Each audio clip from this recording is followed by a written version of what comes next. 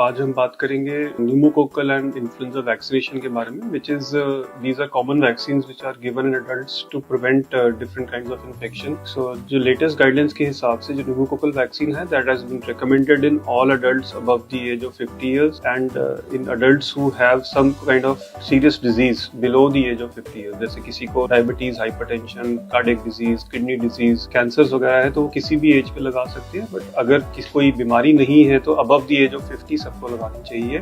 जो influenza vaccination है, again it has been recommended for use above 65 years in healthy people, but it can also be given in people below the age of 65 years, even to children also who have sort of these kind of problems and also who have repeated infections like upper respiratory tract or lower respiratory tract infections. So these are vaccines, these are not treatment. जैसे बच्चों को दूसरी vaccine दी जाती है, polio की vaccine, BCG vaccine, hepatitis vaccine, इसी तरह ये इन बीमारियों को रोकने के लिए वैक्सीन दी जाती है। सो देने के कुछ देर बाद इनका असर आना शुरू होता है। जो निमोनिया की वैक्सीन है, PCV20 जिसको कहा जाता है, it is given once in life time and effects last for ever, while जो influenza vaccine has to be repeated every year, and these vaccines are very useful in preventing admissions to the hospital because of serious infections and actually end up saving a lot of money for patients. Thank you.